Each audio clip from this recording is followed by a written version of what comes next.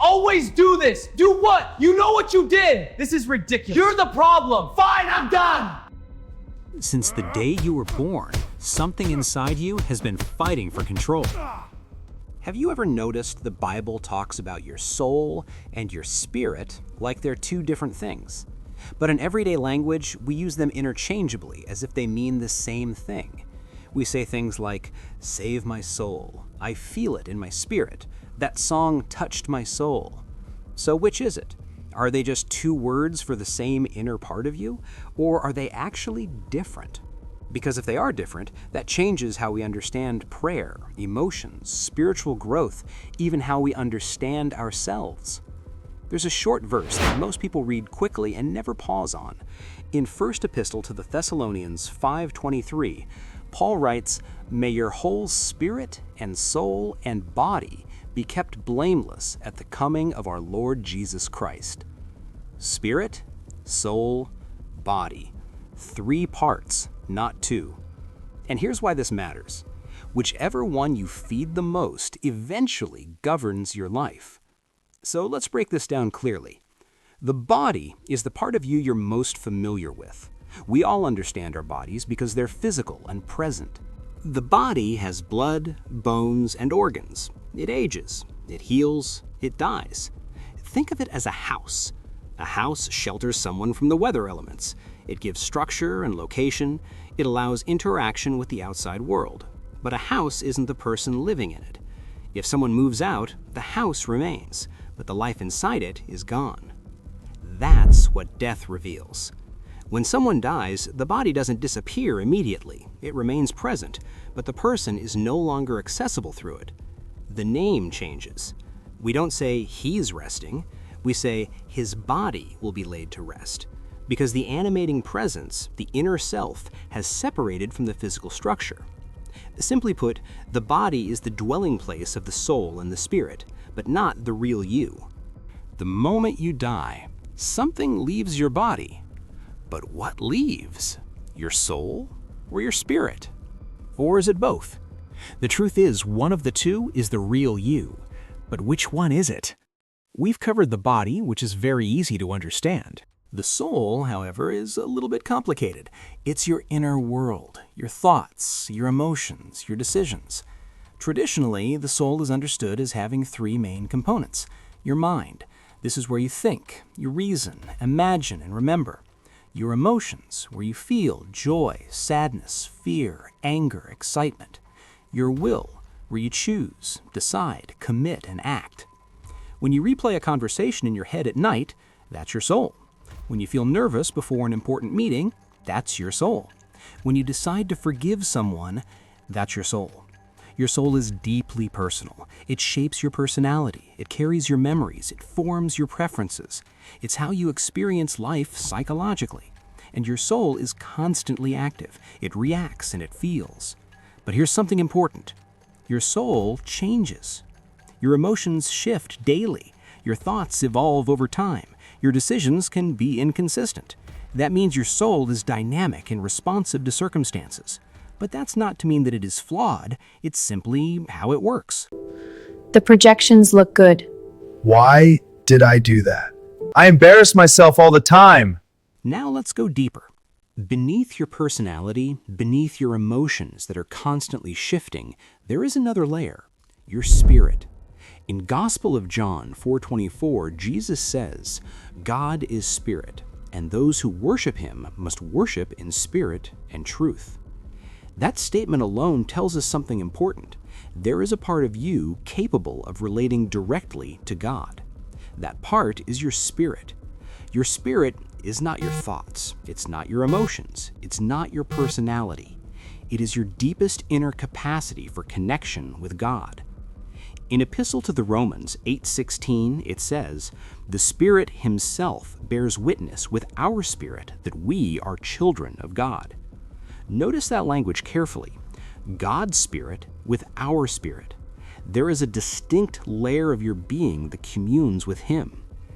If the soul is how you experience life psychologically, the spirit is how you experience God relationally. Your soul processes information. Your spirit responds to God. Your soul thinks. Your spirit discerns. Your soul feels excitement. Your spirit recognizes truth and it's all-knowing. Also, unlike the soul, the spirit isn't driven by mood. It's quieter, steadier, deeper. Have you ever felt that something was wrong but you couldn't put a finger on what it was? Then hours later, something actually goes wrong and you finally understand why you had a feeling something horrible was going to happen. Maybe you left home for work and your dog was all right, but then you keep thinking about your furry friend and feel like something's terribly wrong. Upon your return, you find your dog very sick and you finally utter the 3 popular words, "I knew it. I felt it all day." That's your spirit. God is all-knowing, so if we're quiet enough, we can perceive and even predict what's yet to happen because we have an element of God within us. There's another verse that makes this distinction even clearer.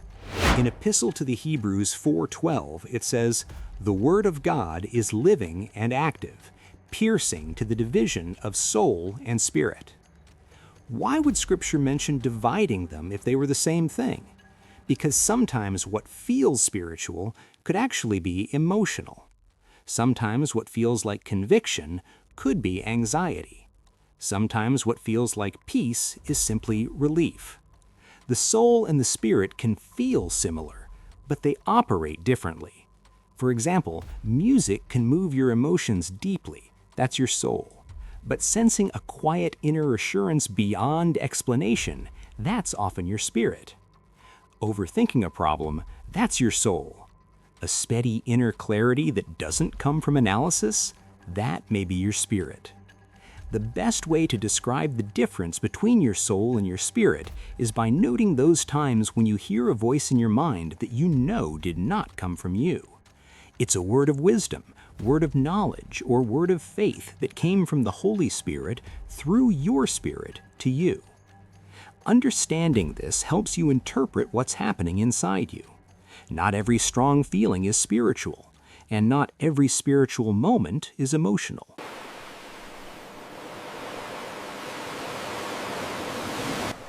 Where are these thoughts coming from?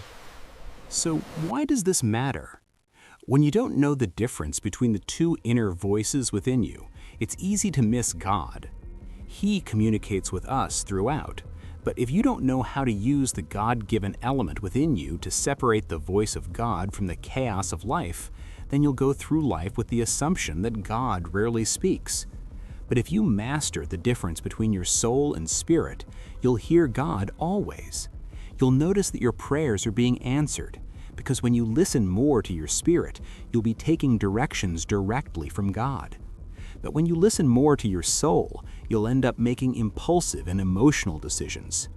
Jeremiah chapter 17 verse 9 states that the heart is deceitful above all things.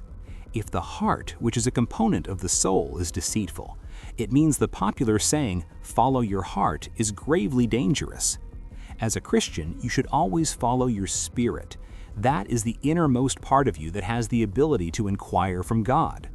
Imagine living a life where you don't have to second-guess your decisions, because your spirit is positioned well enough to receive from God. You would choose a life partner better. Your career choices would align with your purpose. Your life would start making sense. That said, you don't have to label every emotion as spiritual, and you don't have to dismiss quiet inner nudges as imagination. Once you know the difference between your soul and spirit, you begin to understand the layers of your own inner life. Your soul makes you uniquely you. Your spirit connects you to God. Both matter. Now here's where this becomes practical. All 3 are present in you right now. Your body has appetites and impulses. Your soul has thoughts, reactions, and preferences. Your spirit has the capacity for alignment with God. But whichever one you consistently nourish begins to influence your direction. If you constantly satisfy only physical cravings, your decisions start orbiting comfort and pleasure. If you constantly rehearse emotional narratives, your life becomes steered by mood and reaction. But if you intentionally cultivate your spiritual life through prayer, reflection, obedience, scripture, your inner compass strengthens. Guide me in all truth, O Lord, for your word is light for my feet. The body needs food and rest. The soul needs wisdom and healthy input. The spirit needs communion with God. When the spirit is strengthened, it steadies the soul. When the soul is steady, it guides the body wisely. That's integration. And that's why understanding the difference is very important. You are not just a body. You are not just a personality. You are a being housed in flesh, shaped internally, and capable of divine connection. And the part of you that grows strongest will shape the life you live. So the next time you feel something shift inside you, pause. Ask yourself, is this my thought? Or is this something deeper? Again, you are body, soul, and spirit.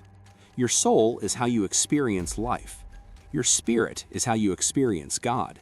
And understanding the difference brings something powerful: clarity. If this helped you see yourself more clearly, let me know in the comments. And if you'd like to explore more biblical mysteries and questions like this, make sure you subscribe.